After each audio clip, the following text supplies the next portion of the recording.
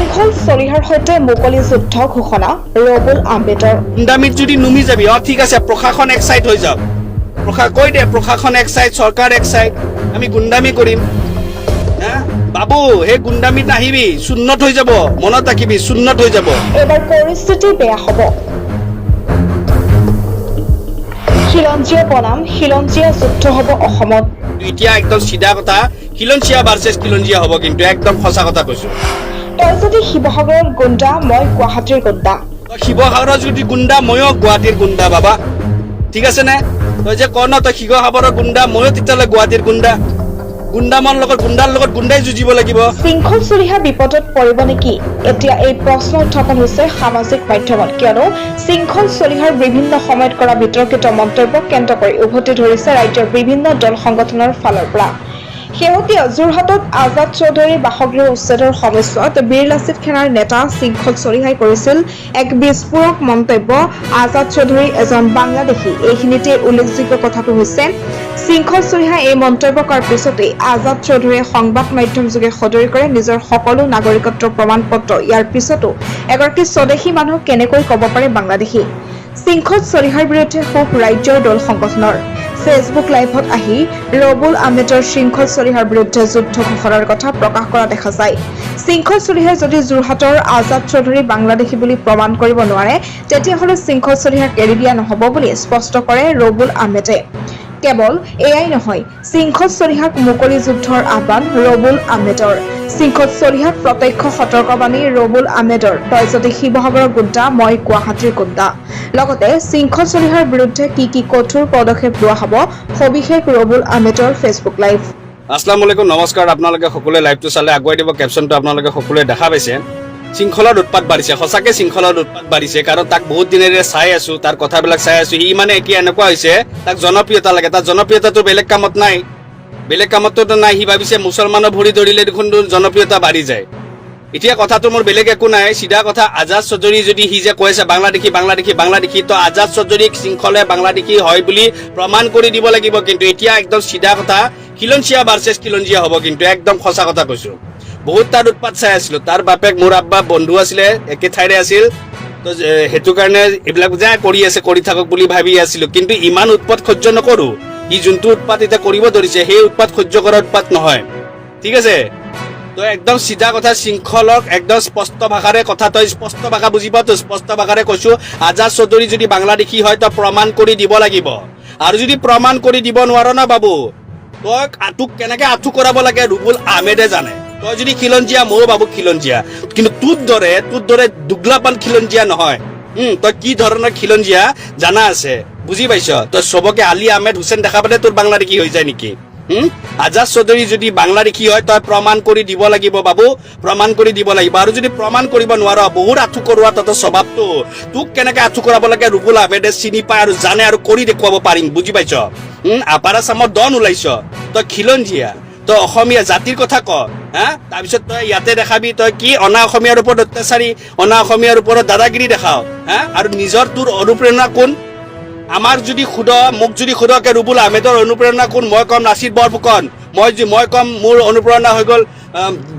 মাঘ হাজৰিকা মোৰ অনুপ্ৰেৰণা হৈ গ'ল মূলা গাভৰু তোৰ অনুপ্ৰেৰণা কোন তোৰ অনুপ্ৰেৰণা হৈ গ'ল বালা চাহাব ঠাকৰে আমাৰ অসমৰ আছিলে বালা চাহাব ঠাকৰে আমাৰ খিলঞ্জীয়া আছিলে তেওঁতো অনা অসমীয়া আছিলে তেওঁ অনা অসমীয়াৰ অনুপ্ৰেৰণা ল'ব পাৰিবি তেখেতৰ ষ্টাইল বিলাক তই কপিকেট কৰিব পাৰিবি আৰু ইয়াতে আহি অনা অসমীয়াৰ ওপৰত দপদপনি দিব পাৰিবি এইটো হ'ল তোৰ খিলঞ্জীয়াগিৰি তোৰ এইটো হ'ল তোৰ অসমীয়াগিৰি এইটো তোৰ অসমীয়াগিৰি ভণ্ডবাজি তোৰ ইয়াতে তই কেনেকে কি কৰি চলি আছ এইবিলাক আমিতো জানো কিন্তু এইবিলাক আৰু তোক কেতিয়া খুচুৰিব নাযাওঁ এটা স্পষ্ট কথাই কৈছো তই প্ৰমাণ কৰি দিব লাগিব এটাই কথাই যে আজাদ চৌধুৰী বাংলাদেশী হয় তই যদি প্ৰমাণ কৰি দিয় তোৰ লগত আছো ঠিক আছে আমি বিদেশীৰ লগত নাই তোৰ লগত আছো কিন্তু যদি তই প্ৰমাণ কৰি দিব নোৱাৰ বাবু তই মনত ৰাখিবি তই আজাদ চৌধুৰী ভৰিত ধৰি ক্ষমা খুজাই দিম তোক বুজি পালি তই শিৱসাগৰত ডন তই টেক্স উঠাও তই আজি বিজেপিৰ পৰা তই এই বিজেপিয়ে পোহনীয়া ৰাখি থৈ দিয়া সেই মালটোৰ কাৰণে তই আজি পাৰি আছ এইখিনি আজি যদি কোনোবা এজন যদি মুছলমানে যদি কৈ দিওঁ ঠিক আছে আমি টেক্স উঠাওঁ কিবা উঠাওঁ কালিলৈ আমাক তোমাৰ জেলত ভৰাই দিব হা তোক কিয় দিয়া নাই এইটো জানো নহয় কাৰণ এটা পোহনি এটা লাগেতো তই বিজেপিৰ এজেণ্ট কালিলৈ তই ৰাজনীতিত নুমিবি এতিয়া ৰাজনীতিত নুমিবৰ কাৰণে তোক জনপ্ৰিয়তা লাগে জনপ্ৰিয়তাটো তোৰ নাই কেণ্ডেল তোৰনো আছেনো কি গাত চালা 5 কেজি মাংস নাই হা আৰু তই কিহৰ লেভেল দিয় হা শিৱসাগৰত লেভেলটো আছে ন নিজৰ জেগাতটোতো ভাই চবেই সিংহ নিজৰ জেগাতটোতো চবেই সিংহ ঠিকে আছে কিন্তু তোৰ যোনবিলাক উৎপাতিয়া হৈছে নহয় সেইকাৰণে মই কওঁ যে আমাৰ চব একলগ হ'ব লাগে আচলতে একলগ হ'ব লাগে এনেকুৱা ধৰণৰ কিছুমানৰ কাৰণে কিয় সিহঁতে চাওকচোন যাকে তাকে বাংলা দেখি ভাই হা কেতিয়াবা ক'ব ঢাকাই পট্টিত থকা গোটেইখিনি বাংলা দেখি হা প্ৰমাণ কৰি দে না বাংলা দেখি বুলি হা সেইখিনি নামখিনি কবস্থান গল্লি বুলি কবস্থান ৰোড বুলি কয় হা সেইখিনি মানুহখিনি কি বাংলা দেখি হয় তহঁতৰ ইতিহাসবিলাক খুচুৰি দেচোন হা তহঁতৰ ইতিহাসবিলাক খুচুৰিলে দেখোন কোনে ক'ৰ পৰা কেনেকৈ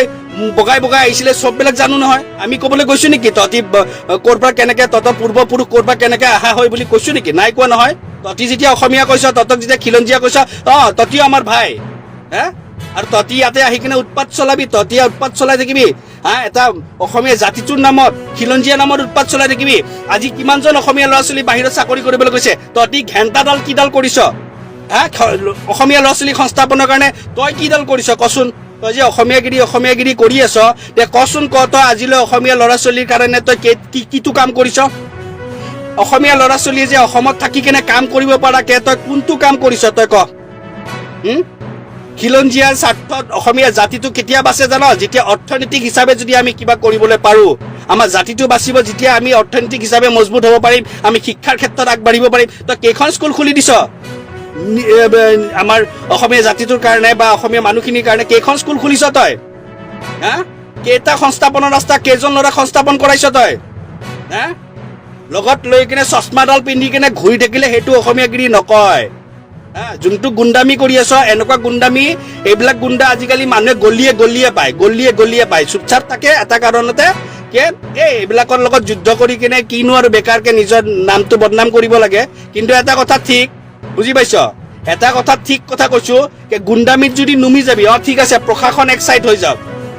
কৈ দে প্ৰশাসন এক চাইড চৰকাৰ এক চাইড আমি গুণ্ডামি কৰিম হা বাবু সেই গুণ্ডামিত নাহিবি চূন্নত হৈ যাব মনত ৰাখিবি চূন্নত হৈ যাব বুজি পালি ন চূন্নত হৈ যাব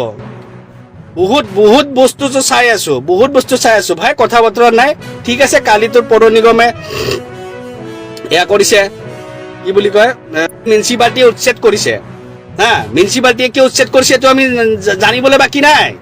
ঠিক আছে আমি জানিবলৈ বাকী নাই আমিতো গম পাইছো হা অকল সেইখিনি আজাদ চৌধুৰী মাটিখিনিহে দৰকাৰ হ'ল নেকি এতিয়া তাত দেখোন আৰু বোলে দুখনখন স্কুল বনাই আছে সেইবিলাক কি উচ্ছেদ কৰিব নালাগে নেকি উচ্ছেদ যদি চৰকাৰী মাটিত বহি আছে তেতিয়া চবকে উচ্ছেদ কৰক হা চবকে উচ্ছেদ কৰক